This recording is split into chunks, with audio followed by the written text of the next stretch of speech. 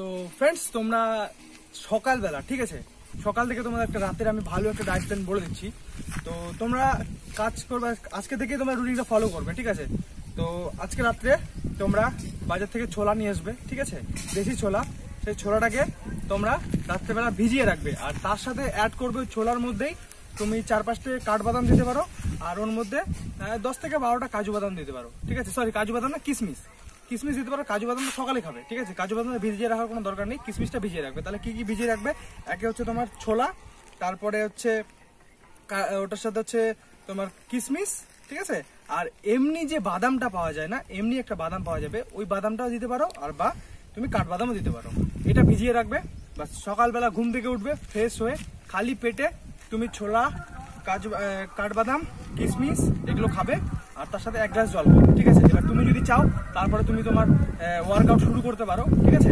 এটা ওয়ার্কআউটের আগেও খেতে পারো, পরেও খেতে পারো, বাট এটা যদি তুমি সকালবেলা খাও, তোমার বডিতে সারাদিনই কোনো, অনেকে থাকে না যে দুর্বল বা শরীরে এনার্জি নেই, সেরকম কোনো কিছু হবে না।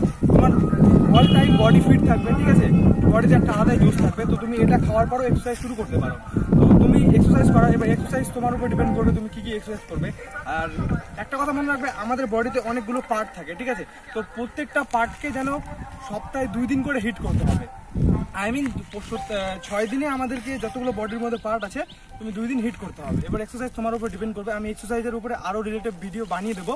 তো আজকের যে ভিডিওটা আমাদের ডায়েট প্ল্যানের উপর, তো তুমি এক্সারসাইজ করার পর যে ডায়েট প্ল্যানটা নেবে, ঠিক আছে। এক্সারসাইজ করার পর দেখো, এক্সারসাইজ তুমি করবে যতই হেভি ওয়েট দিয়ে করো, যত ভালো ভালো এক্সারসাইজ করো, কোনো লাভ নেই বস, যদি তুমি একটা ভালো ডায়েট মেনটেন না করো। তো তোমাকে তার জন্য কি করতে হবে?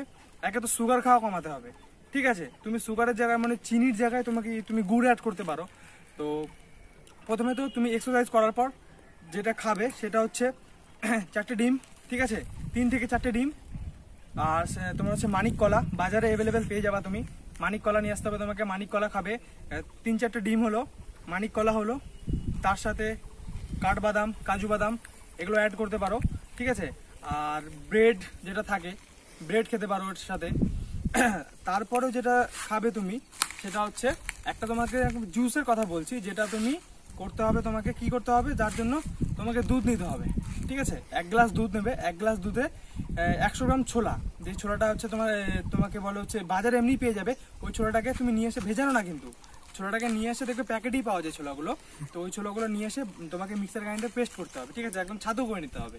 তো 1 গ্লাস দুধে ওর মধ্যে তুমি ওই ছাতুটা অ্যাড করবে, ঠিক আছে, ছোলার ছাতু অ্যাড করবে, ওর মধ্যে গুড় দেবে, একটা ডিম দেবে, কাঁচা ডিম ভেঙে ওর মধ্যে দেবে। যদি ডিম খেতে অসুবিধা হয়, অনেকের ওটার গন্ধটা সহ্য হয় না, তো ডিম ছেড়ে দাও, যদি না দাও না অসুবিধা নেই। তার মধ্যে 3-4টে কলা দেবে, কলা দিয়ে এবার ওর মধ্যে গুড়, কী হলো তাহলে, গুড়, ছোলা, তারপরে ওর মধ্যে কাঠবাদাম দেবে, ঠিক আছে, কাঠবাদাম, কাজু বাদাম, হ্যাঁ, আর হচ্ছে ডিম, ঠিক আছে। এগুলো অ্যাড করে ওটাকে তোমাকে মিক্সার গ্রাইন্ডারে পুরো একদম পেস্ট করে নিতে হবে, যাতে আর জুস যেন হয়ে যায় ওর মধ্যে, ঠিক আছে।